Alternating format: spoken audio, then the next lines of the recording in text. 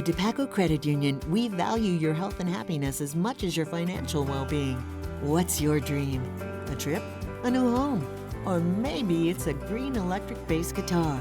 No matter the goal, we're here to help you create a plan that helps you achieve it. Share your dreams with us, and we'll work with you to turn them into reality. Well-being is the key to a life worth loving. So when you think about yours, remember that DePaco can help you be well. All things Hawkeyes. Your all-access pass from the sidelines to the postgame. Iowa's News Now Sports presents Eye on the Hawks. Sponsored by DePaco Community Credit Union and Pin Seekers. He was like, dunk my calves. I was like, I got you. I knew what was going on, so I just started stretching his calves out because I've had calf cramps too, and they suck. I mean, it was also a nice little break for me because I'm fat. So if I'm stretching them out, I get a little break, a little injury timeout. No timeouts, no injury breaks, hopefully no cramps, though, as the Hawkeyes get ready to hit the road after Mark Gronowski's shortened debut at Kinnick Stadium. It is Cy-Hawk Week here on Eye on the Hawks, and pretty much anywhere within the borders of the Hawkeye State or Cyclone State, depending on your affiliations this week. Welcome to this Wednesday edition. Looking ahead to Iowa and Iowa State, 11:10 kick on Fox this Saturday. Mitch Fick, Owen Sebring, Mike Howell here. Lots to get to over the next hour or so as we get into Eye on the Hawks. We'll take a look at what the Hawkeye running game will look like without Kamari Moulton. He will definitely be out this week, along with Reese Vanderzee and Bryce George, but certainly a big hit to the stacked Iowa running back room. We'll also take a look at our Hawkeye highlight, one of the new faces on that offensive line, and what a story Trevor Lauck's got. Owen got some great time with him earlier this week. And, of course, we'll look over at the Cyclones. Rocco Beck getting a lot of deserved praise for a great start to his 2025, and, of course, great tight ends and wonderful defense over there in Ames as well. We'll take a deeper dive into what ISU brings to the table. But we start today teeing it up with Pin Seekers and looking at Mark Gronowski trying to bounce back a little bit before we hear from Mark Gronowski and Kirk Ferentz, fellas. Just we've had a couple days to dissect and digest the 8 for 15 performance and the rushing touchdowns and the running yards. Are we feeling a little more calm, at ease about what we saw on Saturday and what we're looking ahead to now on this Saturday? Mike, do you speak for Hawkeye fans here? What are you thinking? I speak for myself. I think there is a lot of different ways all the Hawkeye fans, at least in my feeds, are like reacting. There's a lot saying like, "Don't worry." We had Matt Vandenberg in today for our Cy-Hawk special that we were on Fox this Friday, and right before a big noon kickoff on Fox on Saturday. And I heard from him, and I listened to Chris Williams and some other podcasts like that with Chad Leistko. I mean, it sounds to me like, and I watched some of the highlights again. Everyone can agree that the fundamentals, the footwork was off, and that's correctable. It's not like decision-making was the issue or lack of talent or anything like that. Like, he wasn't throwing picks. He wasn't making boneheaded decisions. When he threw that ball to Jacob Gill in third quarter or fourth quarter, whatever, or it was third because he left. Third drive, yeah. He had his footwork better, and he delivered a ball. So I guess I usually don't have a benefit of doubt like right now for the Hawkeye passing offense in general until I see it. I don't know that it's going to be all that improved this week, but I'm not worried about I still think they could win the game with a passing line that you see a typical Iowa quarterback do, I guess I'll say.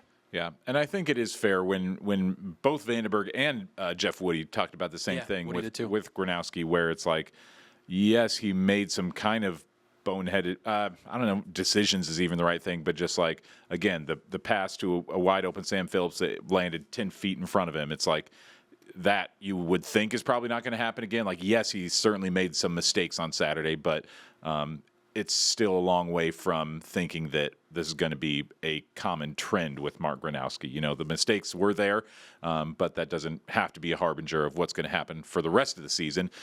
So I think that we will know infinitely more after Game 2 than we do after Game 1. And didn't turn the ball over there. Again, 8 of 15, started 2 of 8, ended 6 of 7. And hearing from Gronowski and Coach Ferentz on Tuesday, it doesn't seem like a whole lot of worries there in Iowa City as they get ready to head to Ames.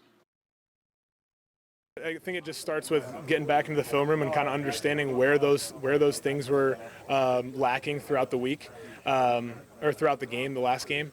And one thing that I like doing on that Monday when we first get back is kind of go back and go through all the throws that I missed. Because I've made a lot of those throws millions of times. And I talked with Coach Ferentz about it, and he's like, hey, you've made those throws. Like, just go out there and do it. Like, there's nothing else you got to think about. Just go out there and just do it out there. So just going out there on practice and working on those throws with the guys, and then heading into next week, just having that confidence that I am the player that I am. I've made all those throws in the field. Just be who I am, and I can make those.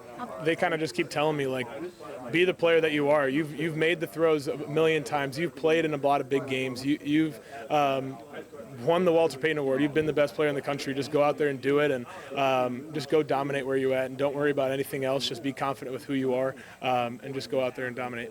The other quarterback I always think about who, probably played a little bit too much of the game during the day before game started would be Drew Tate. Drew ran pretty hot, and it was a little bit easier to see with Drew. Mark hides it a little bit better, but my takeaway was that he just was a little bit anxious and pressing too hard. And I actually said something to him yesterday morning. The first ball he threw out, there was a hitch to the left, I believe it was, and landed about 8 feet in front of the receiver. And he's probably throwing 100 and, probably 1,000 of those things, and throwing them well. So that's just indicative of what was going on, I think. But good to get that first game done, and really looking forward to him leading the team Saturday. Yeah, to Kirk's point there, and Mark made the point as well, do you judge him by the first 3 drives he had as a Hawkeye, or do you judge him by the 55 prior games and the way he ended the game in the last 5 drives left in the middle of the 8th drive of the game with those cramps? You saw him flare up after this touchdown run, and then again in the 3rd quarter as they were driving for that Drew Stevens field goal. The body of work that Mark brought to Iowa City, it doesn't get erased by the struggles, in my opinion. And we'll talk about Rocco Beck's day. Obviously, everyone's talking about going 19-20 for 278 and 3 tuds against South Dakota. But Rocco Beck's a guy that Mike mentioned on Sunday, make the makeables. That was, what Mark needed to be doing on Saturday and what you hope he can do the rest of the way. That's what Rocco Beck's been thriving at so far in 2025, and really for a lot of his career. He makes the makeables. A lot of his throws on Saturday weren't far downfield, but he's hitting them. And then the receiver is allowed to go make a play if possible. I think that's what Mark Gronowski can do. Again, drink some pickle juice, get some potassium in there, and the cramps go away, and hopefully the cramping of the passing game alleviates as well. Yeah, and I think that for Mark's sake, I would love to see that happen, just because he has had such a prolific career at the FCS level. You want to see him be able to take the ramp up to the next level, to be able to play in the NFL one day. You'd like to see him have that. It's maybe not going to be the same level of success, just because different styles of offense. He's had deeper runs, so the yardage and the touchdowns are going to be a lot greater at a place like South Dakota State. But you do want to see him just be able to end his career, his collegiate career, on a note where fans are still loving him on his way out.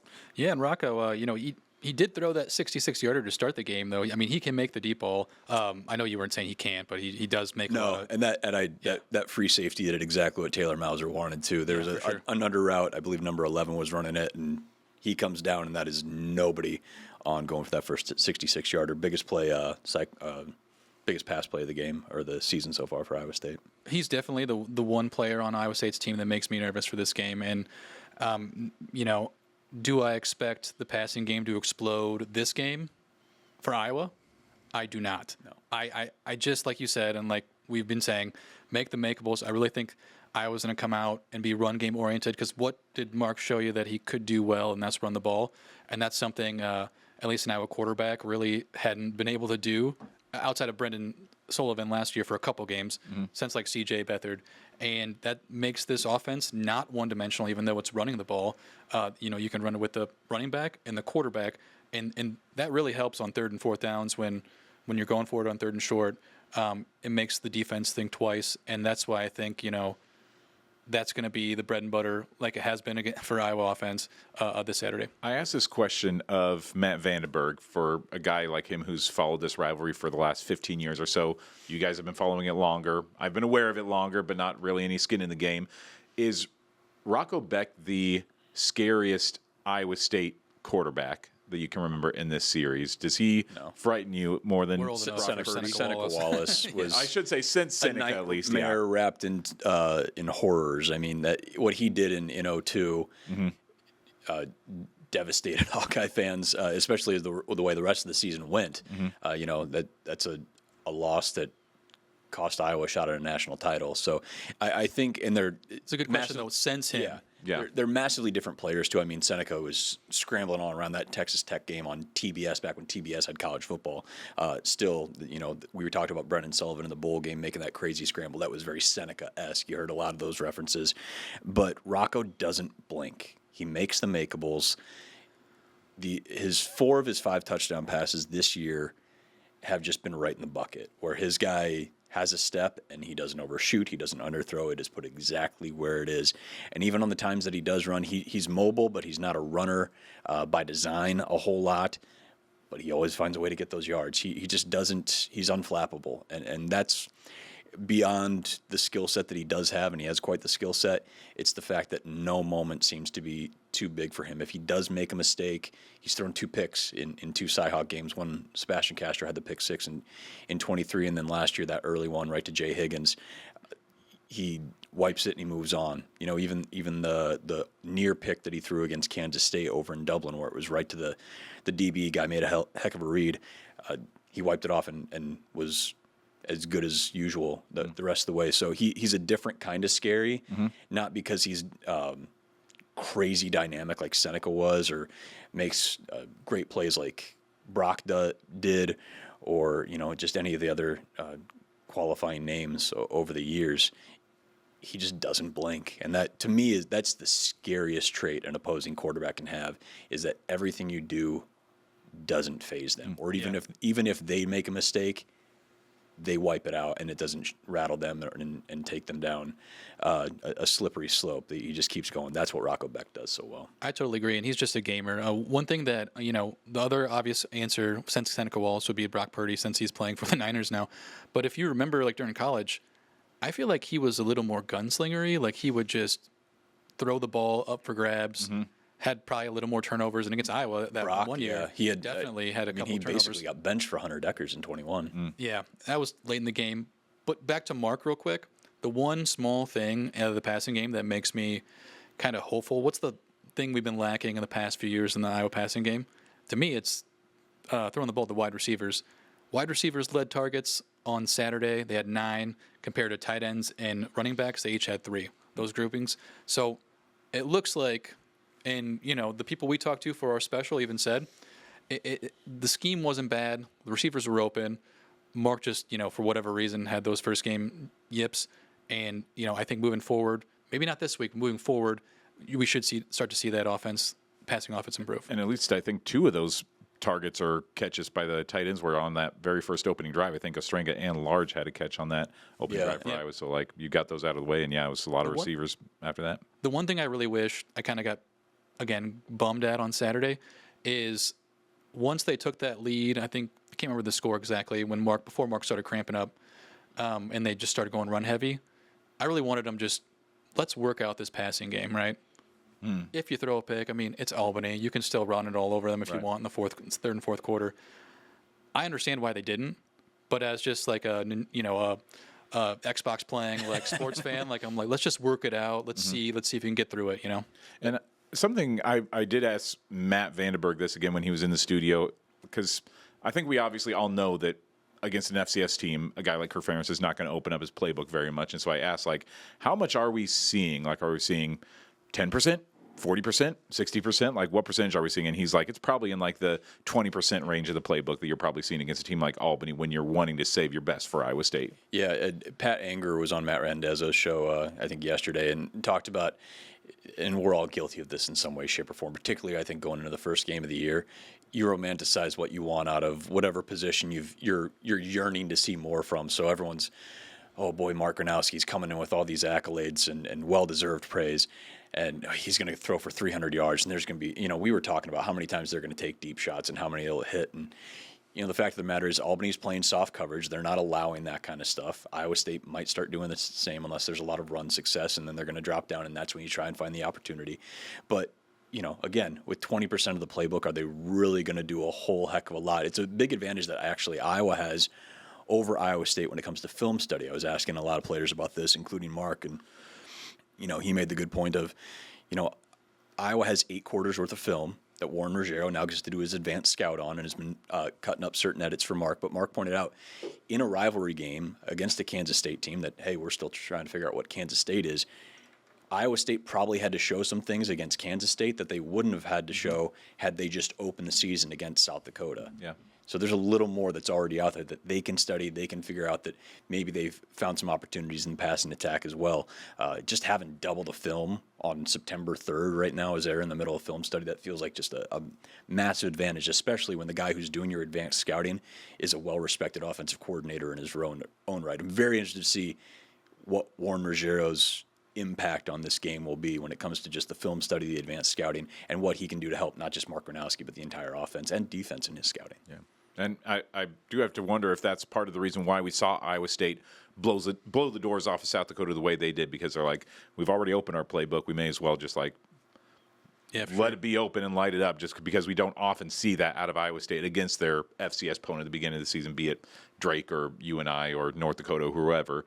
They'd already kind of opened up who they were, and so they could just kind of let things fly and have another kind of warm-up game against USD. They still probably got a lot of tricks up their sleeves, though. Like every play, like Matt Vandenberg was saying today, every play you can do 5 other things off that on a fake or a counter or whatever. So I mean, I would, to your point, like that's good for Iowa's defense to have all that stuff on, and likewise on the other units.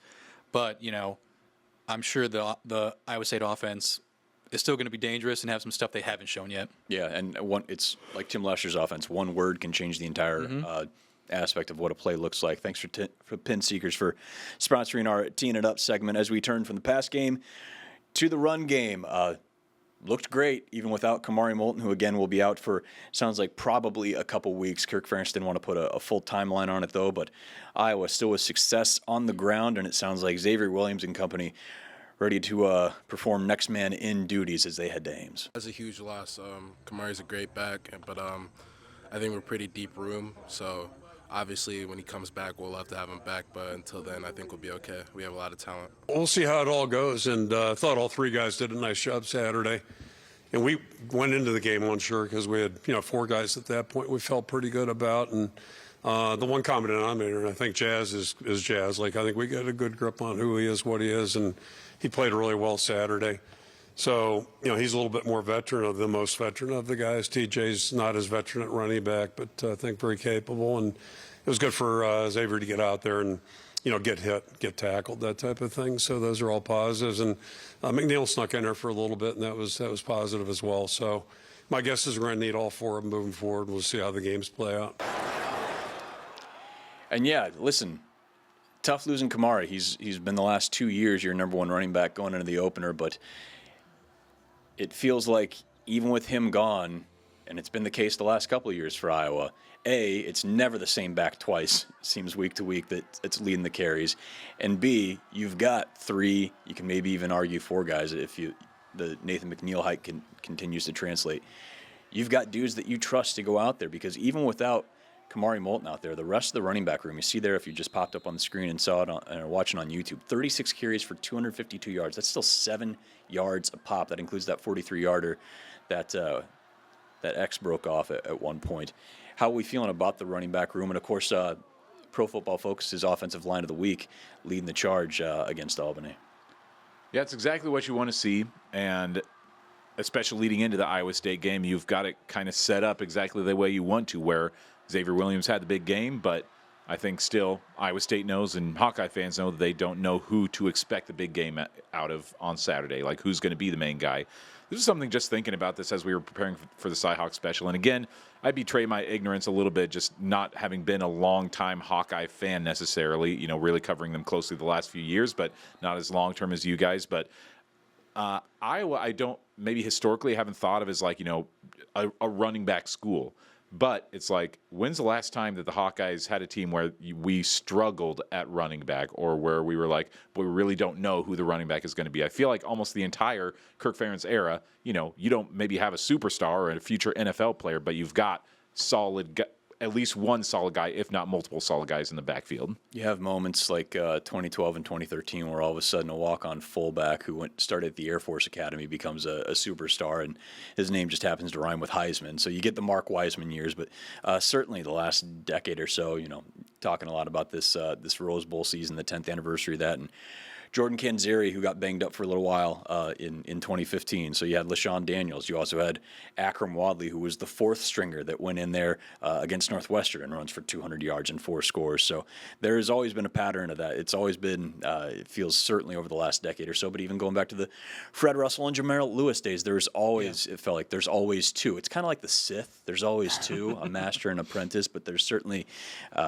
never a shortage of running back talent or guys that you can throw into the fire and figure it out, whether it is from Mark Weissman to bringing in Mekhi Sargent, or heck, going way back and going Sam Brownlee. Find a guy who can just carry the ball for a little bit, even if you're becoming more of a run it and gun it show like it was in 04 there with the aforementioned Drew Tate. There's never been, I feel like, an absolutely dire scenario in the running back. We've had that, of course, even just in my time here with quarterback, with wide receiver. O-line even has had a couple of years of struggles, but like running back seems like that's just never a problem. Yeah, I guess the only year that would be a problem was the Sam Brownlee year. He did a serviceable job, but he was like 5th or 6th in line, and that was because of injuries. And, to your point, when you're tearing out these running backs, I put like the Sean Greens, the Caleb Johnsons, almost put Akram Wadley and Fred Russell in like, that top tier. Is Tyler Goodson up there? I think he's in that NFL second, guys. like Okay. almost like a foot in the door in the top. But there's a lot of running backs that were really solid that like didn't get an NFL shot, or like, only got an invite to camp or whatever. But this team, they look like they're not going to miss a beat. Mm-hmm. Missing an NFL running back who's probably going to, start for Pittsburgh or at least get a lot of the carries this Sunday. But this rushing game, I'm like, if Iowa wants to win, they're going to have to not do a repeat, get 300 yards. But 300 yards last week. They rushed on Iowa State 204 yards last year. I know it was a loss, but, Iowa had the 2-score lead. That, when I'm looking at Iowa State's defense, too, I know Dom Orange is really good. Mm-hmm. But I don't know if that whole D-line, especially after those starters, can really withstand this offensive line. So, if Iowa's going to win in a close game, I think the rushing game has to be huge this week. And it feels like, I've been talking to a couple former players about this. A lot of narrative, as it is, you always focus on the quarterback. Rocco Beck playing out of his mind, 19 of 20.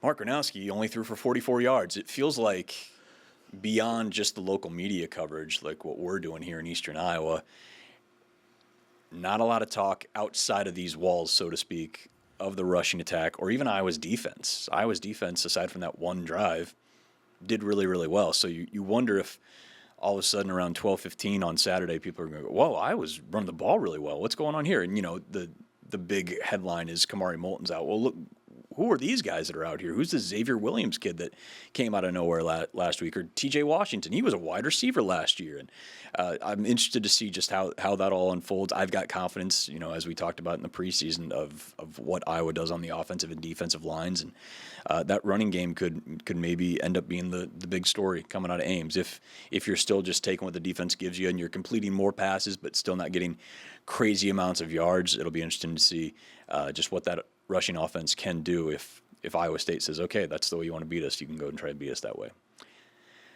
Well, we talked about Rocco Beck a little bit already, but certainly the talk of the state, the talk of the Big 12, and for some folks already getting on the early season Heisman lists. Rocco Beck is in his 3rd season as a starter. He has looked unflappable. We've used all the adjectives and superlatives to describe him. Deshaun Lee and Coach Ferentz, speaking to them yesterday, they know they're in for a heck of a matchup yet again in the 3rd Cyhawk showdown with number 3 in Ames.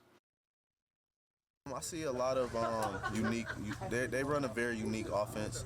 I've been seeing a lot of things. They got their own identity. So just a lot of movement, a lot of misdirection and stuff like that. What makes Beck as good as he is? He seems pretty unflappable. Yeah, he a pretty good quarterback, man. He pretty poised. He like to get it out quick. He got his reads. He liked to audible change things up based on what he sees. So he's a good experience, nice quarterback. They've got some tight ends that, if they were draft eligible, would probably have that chance. So, they're doing a great job with what they do, and they always have. But the common denominator there, I think, is the quarterback. He's just done a really good job. He plays like a veteran, and he did that at a young age.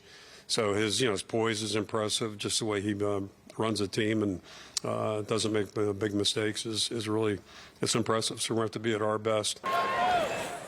Yeah, 2 touchdowns, or 3, I should say, to his tight ends, 2 to Ben Bramer there. And, boy, Bramer and Burkle, and, boy, Cedar Rapids Prairie was right up the road there from 380. Would have been cool to get Gabe sticking around Eastern Iowa and in black and gold, but certainly having a heck of a run in Ames and really becoming a nice part of that offense as well. 2 tight ends that maybe decide whether or not Iowa State's offensive success continues, as you see what the secondary did against Albany there for the Hawkeyes in the videos. How are we feeling about Rocco Becht, but also the weapons, the receiver transfers they brought in? You still have Sama and Hansen in the backfield. You've got the tight ends. What are our thoughts on those matchups there in the passing game against an Iowa secondary that has a lot of experienced faces, but we're waiting to see the next steps? Yeah, and I do think that that's where they're going to see most of their work come out is against Iowa's receivers and tight ends. I don't think that they'll attack the running game nearly as much. Again, I am just not high on Abu Sama. I just have not, outside of his Kansas State game, I've never seen a whole lot of him that makes me think, wow, this guy's elite. Carson Hansen has had some really nice games, but it seems like just knowing what we know about Iowa's defense, I feel like they'd probably be smart not to, stick it on the ground, that they're going to really be going after Iowa's secondary, and we're going to see what that group is made of. They still are kind of an untested group in my mind, Iowa's secondary, just like, can they battle it out and keep Rocco Becht limited? Or, this is going to be the game that I think they get tested the most. And the one thing I'm worried about really is the tight ends. Like, we know they're good. You just mentioned it. What they like to do, too, is spread them out, which really, makes those interior linemen, if it's a tight end and a linebacker matched up, like, I like Carson Shire, but I don't know how well he does in coverage, at least this early in the season. I think all of those 2 tight ends on the linebackers are mismatches. And when you do that too, you put the corners out by themselves, and maybe that gives a little more room to the wide receivers. But hopefully the safeties can do a good job. The other thing I'm worried about is Rocco's not like a Michael Vick runner. He's not even like a big Mark Gronowski runner, but he can run the ball, and he can do it effectively. And the one, hiccup outside that other drive that Iowa's defense showed is when they were doing those option reads and the quarterback was getting out there was space. So can they clean that up, the Iowa defense? And then, B, can they cover those tight ends? And maybe that's just, can the pass rush cause Rocco Becht to throw the ball sooner than he wants to, or make him rattled? And that will be kind of the key, the D-line and the pressure in the passing game. Because I agree with you. I don't think that the Iowa State true rushing attack will cause Iowa that much fits. Right. But you never know. I think that's one of Rocco's big strengths, too, among the laundry list we've already laid out there. He makes decisions quick, and he gets rid of the ball quick. So there aren't a lot of opportunities sometimes for sacks. He had the fumble against Kansas State early in that one, but he's not a guy that hangs onto the ball and stands flat, so to speak. He's on his toes. He's trying to get out. He had a nice throw down the right sideline against South Dakota the other day. Again, going back to making the makeables, which is something he did in spades on Saturday against the Coyotes, out of those 19 completions, I counted about 12 to 13 that weren't more than 5 to 6 yards beyond the line of scrimmage. I was really, I didn't have a stake in it, so I guess I can't say disappointed, but South Dakota did not have a good day tackling or having proper pursuit angles, it felt like. And they've had some defensive turnover. That's Shaheed Barros is in Iowa City now. Miles Taylor, who's a DB coach, he's with the Chargers, former Hawkeye. A lot of those 5-6 yard completions ended up going for double and in some cases triple the yardage because they would slip a tackle, get behind. If you were watching on YouTube, you saw a lot of TJ Hall did a heck of a job, a lot of other guys. There wasn't a lot of yak for Albany on Saturday. There was a lot of sound tackling, good wrapping up. Zach Lutmer had a couple good plays. I think that's the key is Rocco's going to make his makeables. It's one of the things he's really good at. Don't let the makeables become massive. Don't give up more opportunities there because even a throw like the second longest one after the 66-yarder, the 44-yarder to Gabe Burkle was just a little out route on an RPO or 12, the DB there for South Dakota just bites completely on the run, and Rocco just floats it out to Burkle. He's got nobody within 15 yards of him. The 39 of that 44 was Yak. Just curious to quiz you guys for a second, because we haven't, either in the postgame or today, haven't talked a lot about the Hawkeye defense just because we haven't needed to necessarily. Do you guys know which two players led Iowa in tackles on Saturday? It was Lutmer and Hall. It was Lutmer and Hall. Do you know how many they had? 5 apiece. Yeah, 5 apiece. I wonder what the last time was that, 5 was the high in tackles. I mean, just interesting. Lutmer did stand out. I really thought he had an outstanding game, but TJ Hall, I'm like, oh, TJ had 5 tackles. TJ, again, when you have a quiet game like that without a PBU or a pass defended or something, it means you're not getting burned and you're not giving up. Yeah, he had a really impressive tackling day. Lutmer, I know he was in coverage for the Albany touchdown, but he was right there. It felt like there was another ball, one of the shorter completions that ended up going for more yards that Becht had on Saturday. Real close for a South Dakota defender getting a hand in there, and I think it might have been Burkle, turns and gets another dozen yards because it was just right before that. So just keep the guys in front of you. If you're going to give up the 6, 7, 8 yards, make sure those passes don't go longer than 6, 7, 8 yards, because again, an offensive coordinator and a quarterback that if you give them opportunities, you give them an inch, they're going to take a mile and they're going to take off in big ways. You could at least pretend like you don't know the answers to these questions. Just give me Ooh, think I don't of know. It. Oh, interesting question, Owen. I think. Okay. Been watching a lot of stuff. We'll really find out too what they're made of, because they played well. Iowa State's receivers, you can say from last year it's an obvious downgrade, and that's not even an insult just because 2 guys are in the league from that squad. But I really think Brett Eskelsen is like a dude. He's fun. He's fun. He's fast. He's one of those just shifty wide receivers, great routes and stuff like that. I think they have the chance to give Iowa's cornerbacks a little trouble, and we'll see what they're made of this weekend. Because that guy's good. I know one of their transfers hasn't caught a ball yet, which is kind of weird. But then Townsend, I think, had a game last week, but he didn't really have much the week before. I think he's starting to get his feet wet there. Yeah. And he's one of those guys that caught one of those short ones and turns, and a guy misses a tackle, and another one isn't in position, and he goes for another. I think that was the first 18-yarder there. Listen, we haven't talked a lot about Xavier Wampa and Cohen Entringer. Didn't hear a ton from them on Saturday. I think this is a big one for the safeties, too.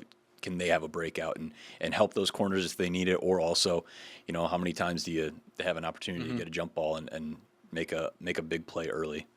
I think I know your guys' answer, but are you a little worried that the ball hawks, the Doughboys, haven't really created that much turnovers or have turnover-worthy plays?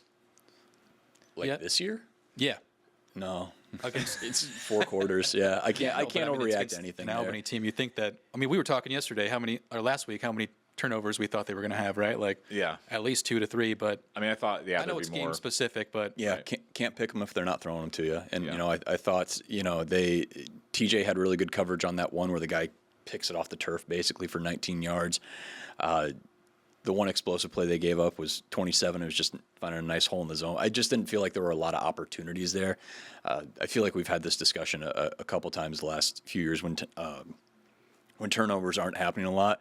Like, what's going on? And the fact of the matter is there's not a button you push to get the turnovers. It's great, and I think they talked last year about being in more turnover positions, positioning yourself for that kind of stuff. And again, opener last year, we saw Jamari get a pick. Castro had a strip that TJ Hall recovered for a fumble.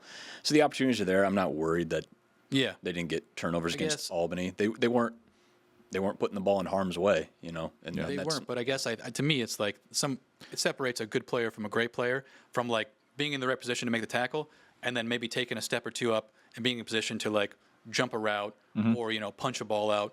Like there are players that are more apt to create turnovers, and you're totally right. It's 4 quarters. Maybe I'm reading too much into it, but I wonder if that's going to be a strength of this team or a weakness. Just to create a little bit of discourse, because I mean, at the end of the day, I do kind of agree with Mitch, but at the same time, I will at least say that yes, we anticipated some more turnovers out of that Albany game. I don't know again where any interception would have come, because it didn't look like there were any opportunities there. But I would have thought maybe Graves gets in there and punches one loose. He was close to punching one loose. He was about an inch away, a centimeter off the ground, that he could have punched one loose and stolen it away. But I will say that like it's nowhere near any some of the other categories where we're thinking there might be room for concern. But if we get 3 games in and there have been only maybe just one turnover or something, then I would say maybe there is some sort of concern there, which doesn't. You don't have to create turnovers to win games, but it certainly helps. That is always often going to be bread and butter. Yeah, past and that's 5-10 years. Often going to be what dictates the winner is winning the turnover battle. That was not the case against Albany, but it certainly is going to be the one that decides the game a lot of the time. Yeah, late fumble there on the exchange between Myslinski and Brown, the lone turnover for either side in that game. So Iowa officially -1. Yep. Look if they can bounce back. Well, turnover at left tackle for the Hawkeyes. That was one of the big talking points in the offseason. Mason Richmond, now with the Seattle Seahawks, and got drafted by them after his 40-plus straight start career for Iowa. Now it is Trevor Lauck's position. He is our Hawkeye highlight, and you guys had a lot of fun talking to him yesterday, I know. Yeah, I kind of walked over to him at first, even having to ask, okay, wait, who's this guy?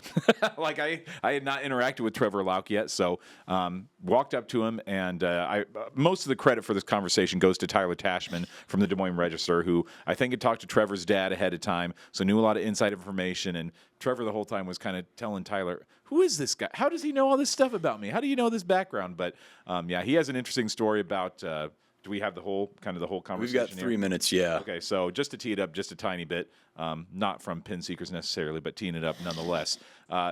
He is a guy who had Iowa in his blood early on and knew that he wanted to be a Hawkeye from an early age. And I just remember going home and telling my dad, I was like, I think it'd be pretty cool to play for Iowa. And I was I don't even know what grade. So just going back and now having the chance to be here, it's pretty cool how that all kind of unfolded. What year did you say that was? I don't know. I was probably 10 or so years old, maybe a little older.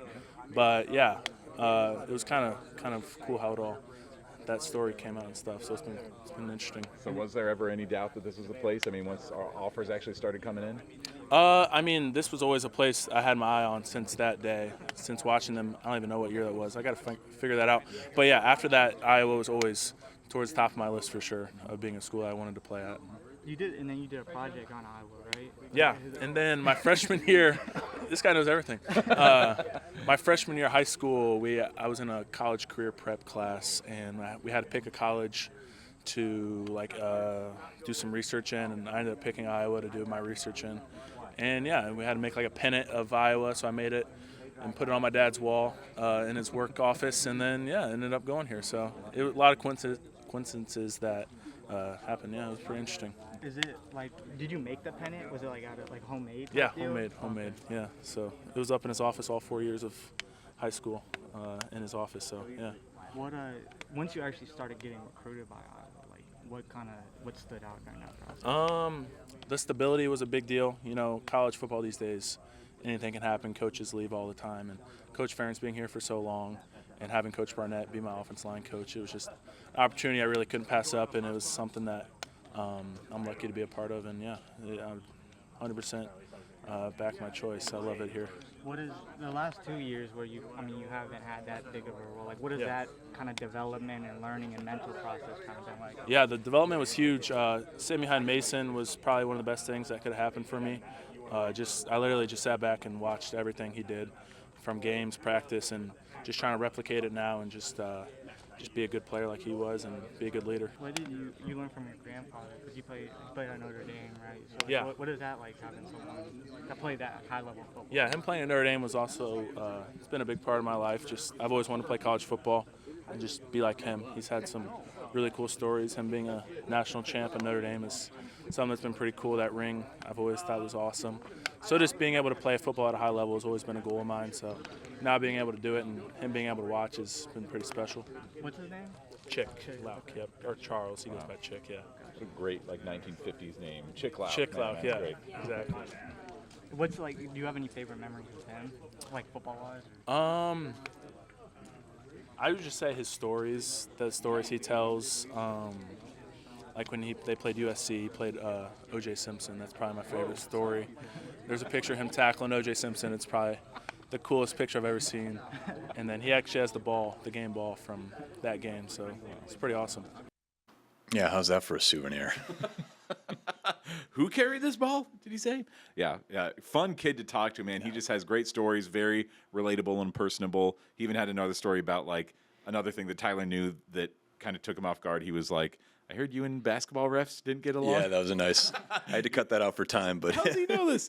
But he was like, yeah, I was always like, I've been bigger than everybody my whole life, and so I just could touch somebody in high school basketball, and so I got teed up several times in high school. But who doesn't have a problem with basketball refs, all right? WNBA fans can relate. Oh, man. Well, one thing you can count on, and certainly not letting us down in any way, shape, or form, we got a heck of a forecast coming up for Ames at Jack Trice on Saturday. Rebecca Kolpman breaks down what's ahead on the weekend. Hey guys, we have some beautiful weather for the Cyhawk game. We're going to have this fall chill with us through the weekend, and if you're waking up to tailgate early for that early game, temperatures are going to be starting off in the 40s, so going to want to probably have a jacket, a hoodie with you. Is going to be a cool one. We are going to have sunshine through the day, and at kickoff, temperatures will be in the low 60s, and we'll only climb into some mid 60s in the afternoon. Going to be a very comfortable and pleasant day, and just going to be great across the state. So even if you're having to do some traveling after the game as well, going to be nice and quiet and beautiful. So make sure you have some layers with you and enjoy some great weather for the Cyhawk game. I have zero complaints about 40s in the morning, mid 60s for the game. That's going to be about as perfect of an early September situation you could ask for. I often wonder why they do this. The Iowa Girls High School Athletic Union has a running table from the very first state basketball tournament of like snowfall and temperatures every year for the tournament. And I don't know if there's a place where like we can find that for Cyhawk history because like 65 or low 60s. I mean, can you remember a Cyhawk game outside of the one in 2001 that was played in November or whatever that like we had one this cool or just like beautiful weather like this? I mean, you just do not see this. I'm sure if we bugged Kaysen or Rebecca or somebody. I mean, they've done that before for opening games because we had the 90s the last couple of years for the opener at Kinnick. I seem to remember, at least when I went to an Iowa State game in college, there was one year I remember waking up and it wasn't too hot out. It was kind of chilly, but it got hot. I remember 2008 at Kinnick, the one where Andy Brodell had the kickoff return. That was the first Hawkeye game I ever covered in college, and that one was rainy and kind of miserable, but hey, Hawks won, and there's a great shot of just the dog pile on top of Andy Brodell in the end zone after that punt. I was in that end zone. It was my first. Was it really? Well, not my first. My second game as a college student. Oh, that's cool. Yeah. I'll take this weather. I'll take what we got right there. Thanks to Rebecca for always helping us out with the forecast. She asked me today, as I was reminding her, like, hey, forecast for the podcast. Do you want me to do this for every game all over? I was like, yeah, the only like crazy outlier geographical locations are Piscataway, New Jersey, and Los Angeles, California. I'm like, otherwise it's Iowa City, Lincoln, Nebraska, Madison, Wisconsin. So don't really even have to zoom the map out that far. Yeah. We'll be okay. So thank you to Rebecca. Let's turn to our picks. Certainly my favorite part of the whole darn day. Really excited to get one, maybe. So we did, I can't remember if we talked about this on the last pod of what our philosophy was for how we were going to do the pick'ems. We were lowering it to just 4 games each week. And the plan was hopefully, ideally, we'll do Iowa's previous opponent, their next opponent, obviously the game this week, and then pick a game of the week. It turns out there's not really a spread for UMass and Bryant or UAlbany and Delaware State. So we're making some concessions here. So we're going to look at, we'll start with what's going to be a great game. And boy, talk about a dark horse in the Big Ten to make the playoff. This is a first big test for Brett Bielema and the Fighting Illini of Illinois. They are a 3-point favorite heading to Durham to take on Duke. That'll be a fun one. What do we think? 11 a.m. kickoff on Saturday, I believe. This is an underrated game, I think. Very underrated, yeah. I like Illinois, and, Brett Bielema's got a classic Wisconsin team, one of his Wisconsin teams. Yeah, that seems does, like yeah, for sure. And stuff. I really like Duke and Darian Mensah, the Tulane transfer. He had nearly 400 yards passing and 3 TDs. But the game was close. It was 10-10.5. They blew doors out. There was a couple late fourth quarter scores that kind of made it look, I think it was 45-17 or 10. Yeah. I think the line is going to be where this is one, and I got Illinois. So I think they cover the 3. Yeah, I feel like that's a pretty small spread for considering that Illinois is, what are they, 11th in the country right now, I think, and Duke's unranked. So I got to like Illinois to cover this one. Yeah, I'm going to do the same. Won't waste a whole lot more time on that. Illinois is this is a year you're happy Iowa doesn't play Illinois. That's a really good team. Luke Altmaier is as good as any quarterback in the league. Now there's a brand new quarterback, one game in now at Michigan, Bryce Underwood. And what a test he's got as they leave Ann Arbor and head to Norman to take on John Mateer and Oklahoma. Sooners are a 4.5-point favorite. Maybe the game of the week across all of college football going into week 2. What do we think about the maize and blue heading to the Boomer Sooner country? Man, it seems like Oklahoma's still trying to figure out this culture under Venables, or still trying to get to the point where they are one of the elite teams in the country. So I think that I'm like, man, Oklahoma's a 4.5-point favorite. I have to like Michigan to keep this one a little tighter, or I could see them winning this thing outright. I'll hammer Oklahoma. Mateer is like moneyline Mateer. That kid is special, and I think they are figuring it out in Oklahoma. I think with the new OC there, with Venables, I think things are starting to click, and I think this is a big statement in Norman on Saturday that Oklahoma, hey, they still got to figure out the SEC, and they've got a real tough look, as a lot of SEC teams do, but this can be your first shot across the bow of, hey, don't forget about us. Yeah, this is a tough one. I didn't get to watch either I particularly didn't want to watch either game last week because they were like New Mexico, and who did Oklahoma play? Some other Illinois State. Illinois State, FCS. Nothing wrong with the Redbirds. Yeah, no, I mean, I knew it was going to be a blowout. John Mateer played well, so did Bryce Underwood. Mateer played, stats-wise a little better. I like Michigan to keep it close. I could see this being a last-second field goal type of game. So I'm just going to have Michigan to cover. So we'll go to Iowa's Big Ten opening opponent. Rutgers is at home against Miami of Ohio, former employer of George Barnett, who went over there from Grand Valley State with his old boss at Grand Valley State, Chuck Martin, who's the head coach there for the Hawks. Rutgers, is that a 15.5-point spread now? Yeah, it moved up from yesterday. Moved up a little bit. So do we think Schiano and company can cover by 2 scores plus against Miami of Ohio? Don't know a lot about what to expect out of Miami of Ohio. They got shut out in week 1. It's closer than the 17-0 score, though. Yeah. So I don't know. I think that I feel like that's a pretty big line. So I think I'd take Miami to keep this one a little closer. I'm going the same. Miami is probably one of the better teams in the MAC, maybe top 5. But they did kind of struggle to move the ball and kind of score against Wisconsin, who I still have no idea about them this year. Yeah, it sounds like Danny O'Neal will be the guy this week too. Don't forget, though, Rutgers almost lost to Ohio. They were up big, and they came back and stormed back, and I think they needed a field goal to win that one. So I think this is within the 15. If it was a smaller spread, I'd probably pick Rutgers. Yeah. I think they win the game, but I'll go that's just like plus 15. It says minus 15 for Miami. Yeah, if it was 13.5, I'd feel a little better. It's tough. Miami's also got to travel back-to-back weeks, so you go from Madison back to Ohio. Not that those are like long trips, and now you get to go to Piscataway. Maybe Rutgers gets right in this one. I'll go against the grain of everybody else just to see what we can figure out there. But yeah, that was a fun game though. That Rutgers Ohio game, like that was. I'm so mad because I put a different one on because it was already like a big spread, and then I didn't realize it got that close until it ended, and I'm like, I wish I would turn that one on. Fun. All right, and then the game the nation gets to watch on Fox, Gus Johnson and Joel Klatt back on the Cyhawk call. First time they've called the Cyhawks since their second game ever together in the aforementioned 2015 matchup, which I've got Gus's calls memorized from that. And you'll hear some of those in the Cyhawk special talking about that play that Iowa had with about 2 and change left to go ahead. You'll hear some Gus Johnson and Joel Klatt in that segment as we catch up with Riley McCarron about that first career touchdown. Iowa, 3.5-point dog going to Ames. What do we think happens in Cyhawk 2025? Can I make a little prediction? Go ahead. That's what the show's for. I've got Mark Gronowski throwing for more than 44 yards this week. You heard it here first, folks. I feel like if I'm really feeling ambitious this week, maybe I'll record the game and come back. And when Gus would call Caitlin Clark's games, I would come back and record and put together a little sizzle reel of the best Gus calls from the game. And so I might feel ambitious and do that, or I might not and feel like I don't want to spend any more time on Sunday doing any work on this. So find out on Sunday afternoon if Owen feels ambitious. I think that.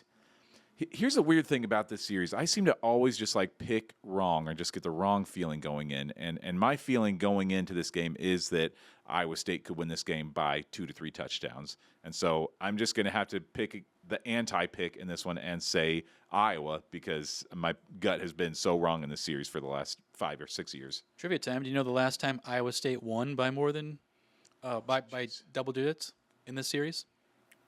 By double digits? Has it happened this century? Yes. 2011 was by 3. There was it 15-13 in 07? Kirk was talking about that game the other day. Was it McCarney's first win? No. It wasn't McCarney's first win. Wouldn't have been Rhodes. Would have been under McCarney, right? Yes. So I believe so. Was it 05? It was 05. 23-20. Iowa was ranked top 15. I want to say, I can't remember exactly. I think it was top 10 actually. And wait, they won 23-20? That's not 2 possessions. You said double digit. Sorry, win. 23-3. Okay, yeah, that's double digits. Bad. Yeah, I said it wrong. Yeah, you fooled us. Yeah, but yeah, they kind of dominated the whole game. Yeah, Iowa was ranked in again, or it might have been 2006. Let me look that up.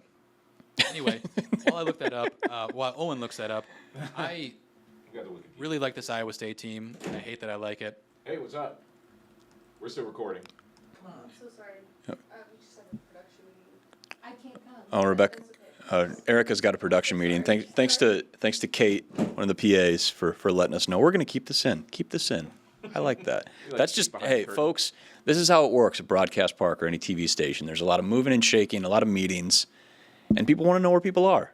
And shout out Erica again for being in here and doesn't want to be on camera on mic, but she controls everything. It was 2005, Mike. Yeah. Okay, yeah. I don't know why I was guessing myself. Because you knew Kate was coming in. You were getting rattled. Somebody's at the door. Yeah. Anyway, I like Iowa State in this game. I think Marks will improve his footwork. I think that's not going to be an issue this game. But I just think that Rocco Becht is a gamer. Those tight ends will give Iowa's interior defense fits. I think they're going to cover. I don't think it's like a big spread, though. I think they're going to win within a touchdown. Iowa +3.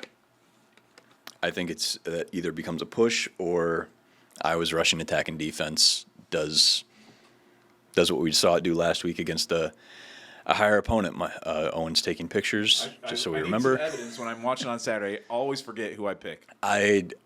This will be the best defense Rocco's gone up against. We talked about the opportunities that Kansas State left for Iowa State to take advantage of. They certainly did that. Credit to Iowa State for doing that. South Dakota's defense was not tackling well, and things got out of hand. Iowa's defense and rushing, and that's what it comes down to, and the trench play. So I'll have faith that it's either a field goal or less game again, and a close loss for Iowa, or they're bringing the Cyhawk back to Iowa City. All right, I think that's it. We'll be back here Sunday night, recapping everything. Of course, you can go to the Iowa's News Now YouTube channel and watch Owen's recap. I'm guessing you're on the Hawkeye side. Patrick Smith might be taking care of the Cyclones on Saturday, covering them. We'll have all bases covered some way or another. All bases covered, of course. And wherever you listen to your podcast, be sure to download there from another episode from the Dupaco studio here at Broadcast Park. Still settling in. It's feeling like home. It's feeling like home here. So thank you to Dupaco and Pin Seekers for what they're doing to get Eye on the Hawks moving here in year 3. So follow the social media, follow the YouTube channel, and we're going to have a lot of fun stuff. We're going to keep this going on Saturday night, coming into Sunday, and it's going to be, again, it's going to be fall weather. It's going to be great. Can I plug one other thing? Please. We're going to put our full conversation with Jeff Woody, former Cyclone running back, because we can't use all of it in our special. and I thought it was a really good conversation. Yeah. He's really well versed. I know he does the All-22, so we'll put that up on the YouTube page today or early tomorrow. And we'll get the Riley McCarron conversation there too. I'm just using a small bit about one play from the Cyhawk game, but we talk about him going through 2013, 2014, kind of finding his place. He was banged up in 14.